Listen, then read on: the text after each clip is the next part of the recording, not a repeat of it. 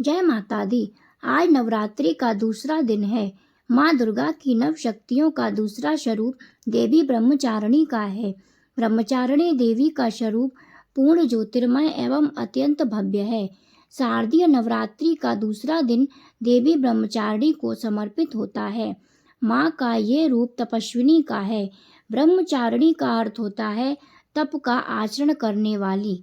देवी ब्रह्मचारिणी की आराधना से अनंत फल की प्राप्ति एवं तप, त्याग, वैराग्य, सदाचार, संयम जैसे गुणों की वृद्धि होती है।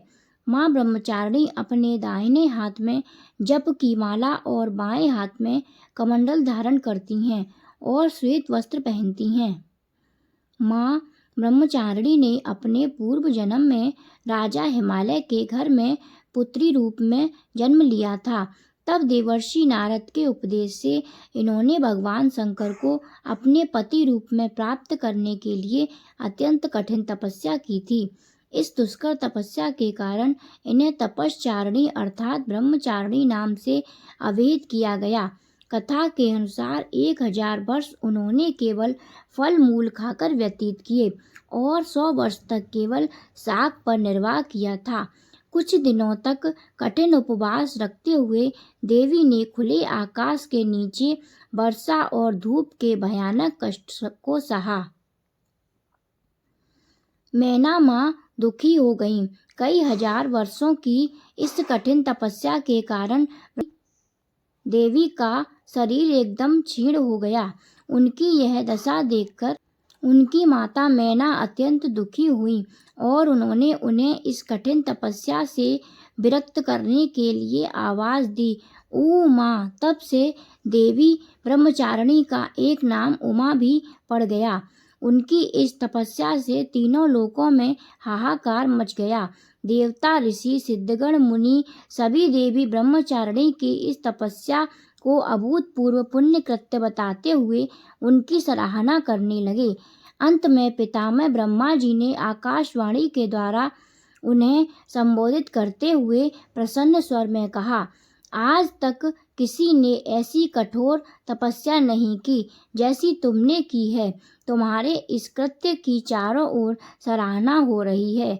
तुम्हारी मनोकामना सर्वतोभावेन पूर्ण होगी।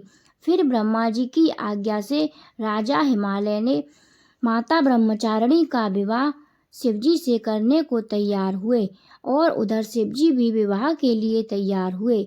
शिवजी बारात के साथ हिमाचल के नगर में आए और राजा हिमाचल की पुत्री माता ब्रह्मचारिणी का विवाह शिव के साथ संपन्न हुआ।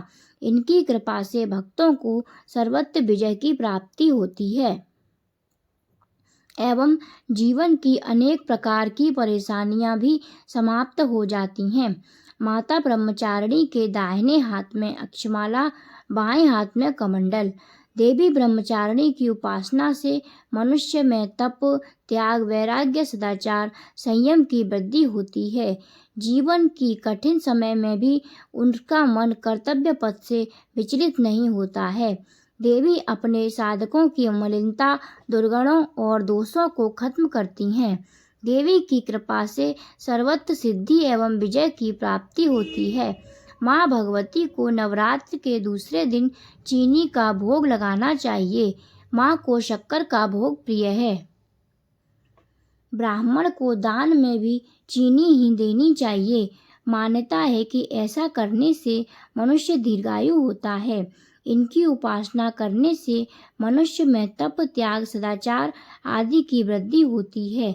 ब्रह्मचारिणी देवी की पूजा नवरात्रि के दूसरे दिन की जाती है। देवी ब्रह्मचारिणी का स्वरूप ज्योतिर्मय है। ये माँ दुर्गा की 9 शक्तियों में से दूसरी शक्ति हैं। तपश्चारिणी, अपर्णा और उमा इनके अन्य नाम हैं।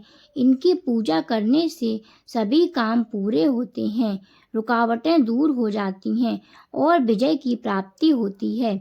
इसके अलावा हर तरह की परेशानियां भी खत्म होती हैं। ब्रह्मचारिणी देवी की पूजा विधि। माँ ब्रह्मचारिणी को पंचामृत से स्नान कराएं।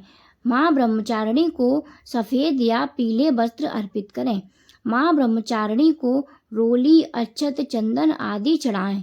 माँ ब्रह्मचारिणी की पूजा में गुड़हल या लाल रंग के फूल का ही प्रयोग करें। देवी ब्रह्मचारिणी की पूजा करते समय सबसे पहले हाथों में एक फूल लेकर उनका ध्यान करें और प्रार्थना करते हुए मंत्र बोलें।